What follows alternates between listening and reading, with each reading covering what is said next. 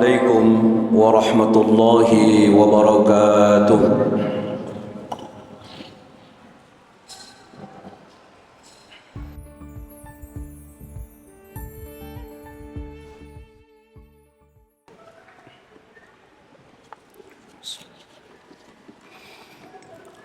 إن الحمد لله نحمده ونستعينه ونستغفره ونعوذ بالله من شرور أنفسنا ومن سيئات أعمالنا.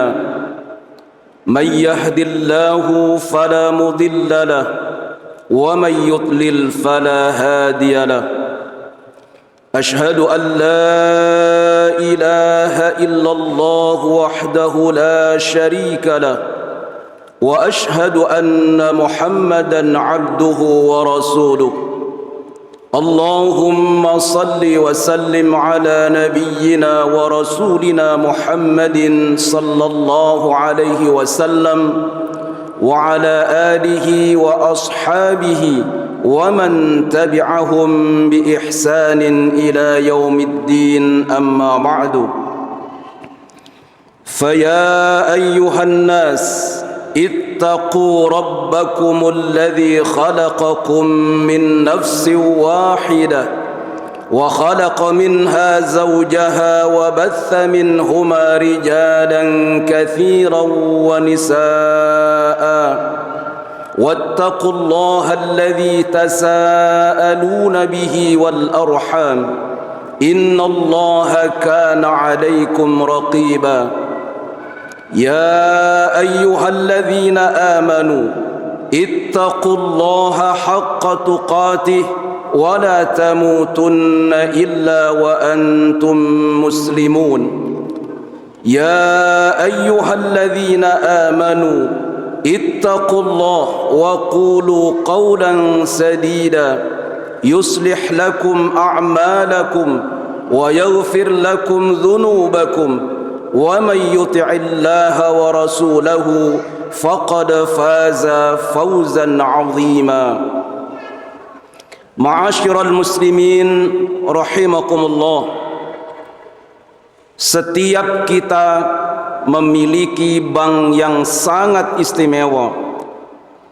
Bukan bank dalam artian untuk menyimpan uang, tetapi bank yang jauh lebih berharga dari sekedar uang itu, bahkan dari semuanya. Itulah bank waktu. Modal pokok kita di dalamnya adalah umur kita.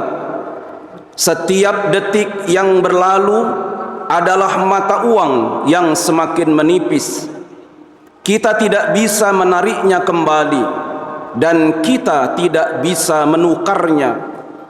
Setiap tarikan nafas adalah aset yang berkurang dan kematian kita adalah penutupan akun yang pasti.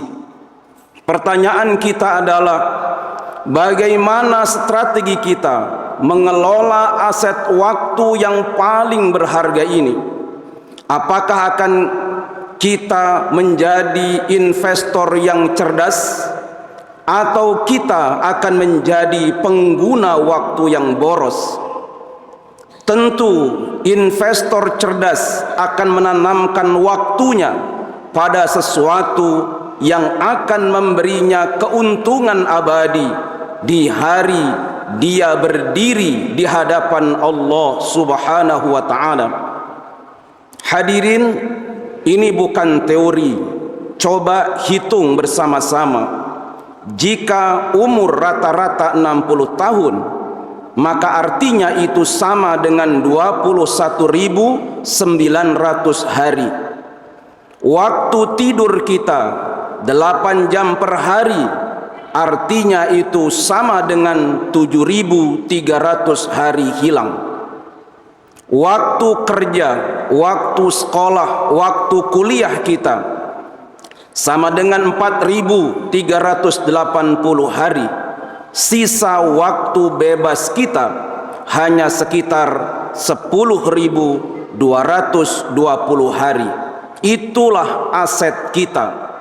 Setiap pagi Allah membuka rekening waktu kita dengan deposit 86.400 detik saja.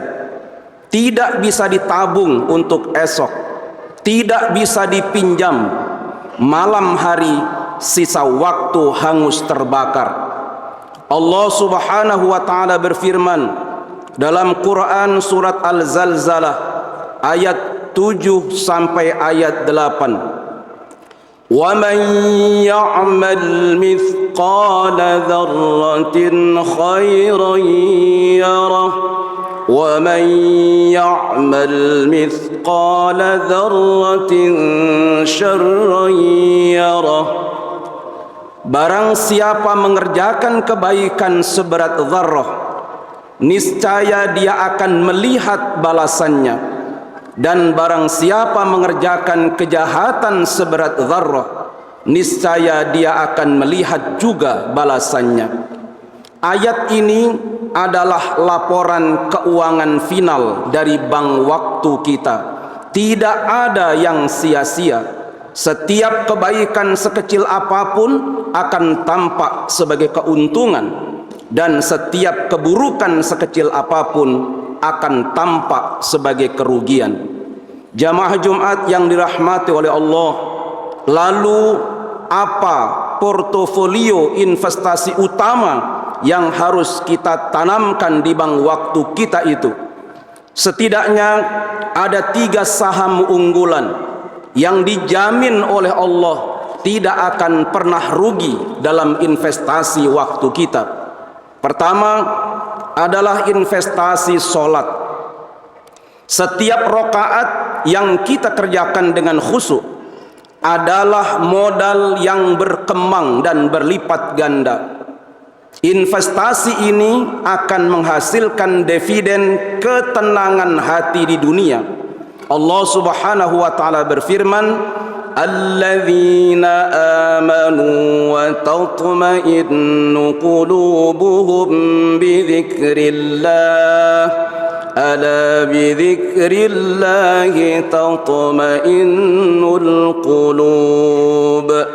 Orang-orang yang beriman dan hati mereka menjadi tentram dengan mengingat Allah. Ingatlah, hanya dengan mengingat Allah hati menjadi tentram. Hadirin, bukankah kita sering merasakan masuk solat dengan beban pikiran, keluar dengan jiwa yang lebih ringan? Itulah keuntungan nyata dari investasi solat. Contoh konkret, ketika kita stres karena deadline kerja, solat duhur 10 menit itu sama dengan kita akan mendapatkan keuntungan dapat ketenangan 3 jam lamanya. Kita marah pada orang lain, ambil air wudu, berwudu plus solat 2 rakaat sunnah, maka dividen yang akan kita dapatkan adalah emosi kita yang terkendali. Susah tidur, solat tahajud 20 menit saja, maka keuntungan yang akan kita dapatkan dari investasi itu tidur lebih nyenyak daripada minum obat. Hadirin, maka guru sehebat apapun tidak akan pernah menjaminkan bahwa lulusannya pasti akan siap bekerja atau akan mendapatkan pekerjaan. Dokter yang memberikan resep obat tidak mungkin dia juga menjamin bahwa setelah minum obat hasil resepnya pasti penyakitnya akan sembuh. Tetapi Allah Subhanahu wa taala menjamin siapapun di antara kita yang sholatnya baik, pasti dunianya akan baik. Hadirin yang dimuliakan oleh Allah, investasi yang kedua adalah investasi ilmu. Waktu yang kita habiskan untuk menuntut ilmu yang bermanfaat, memahami Al-Quran dan Sunnah adalah investasi dengan return on investment tertinggi. Ia akan mengangkat derajat kita di dunia dan di akhirat. Ilmu adalah cahaya yang menerangi jalan hidup kita, sehingga kita mampu membedakan yang hak dan yang batil, yang halal dan yang haram. Ia adalah senjata seorang mukmin. Yang ketiga adalah investasi sedekah. Waktu yang kita gunakan untuk mencari rizki yang halal, lalu kita sisihkan sebahagiannya untuk disedekahkan, adalah waktu yang dijamin keuntungannya oleh Allah. Allah yang akan melipat gandakannya. Ingatlah hadirin, sedekah itu memadamkan murka Allah, menolak bala, dan menghasilkan keuntungan, keberkahan pada harta, waktu dan keluarga kita. Setiap rupiah yang keluar adalah benih yang akan tumbuh menjadi pohon pahala yang berbuah terus menerus. Sedekah 10.000 rupiah sama dengan doa malaikat sepanjang hari untuk kita. Waktu 1 jam bantu tetangga, keuntungannya adalah Allah akan balas dengan pertolongan yang tidak terduga. Senyum yang tulus itu sama dengan sedekah termurah, tapi pahala setara dengan emas. Hadirin yang dimuliakan oleh Allah Subhanahu wa taala, peringatan Allah dalam surat Al-Zalzalah tadi sangatlah jelas. Tidak ada transaksi yang hilang. Buku catatan bank waktu kita sangat teliti. Jika kita banyak berinvestasi dalam salat, ilmu dan sedekah, maka pada hari penyesalan, saat orang-orang kafir berteriak, "Ya Tuhan, kembalikan kami di dunia," maka kita justru akan disambut dengan laporan keuangan yang membahagiakan. Inilah keuntungan abadimu. Sebaliknya, jika kita menghabiskan waktu hanya untuk hiburan yang melalaikan, obrolan yang sia-sia, dan mengejar dunia tanpa batas, maka kita adalah pedagang yang pasti akan merugi. Kita menukar modal berharga, yaitu waktu kita, dengan barang yang sangat murah, yaitu kesenangan sesaat. Maka di penghujung tahun ini, mari bersama-sama kita melakukan audit besar-besaran terhadap portofolio kita di bank waktu kita. Sudah pada aset mana saja kita menanamkan modal waktu kita? Apakah pada ketaatan atau kelalaian? Apakah pada hal yang mengingatkan kita pada akhirat, atau bahkan yang membuat kita lupa? Aqulu qawli hadza wastaghfirullahi li wa lakum wa lisairil muslimin fastaghfiruhu innahu huwal ghafurur rahim.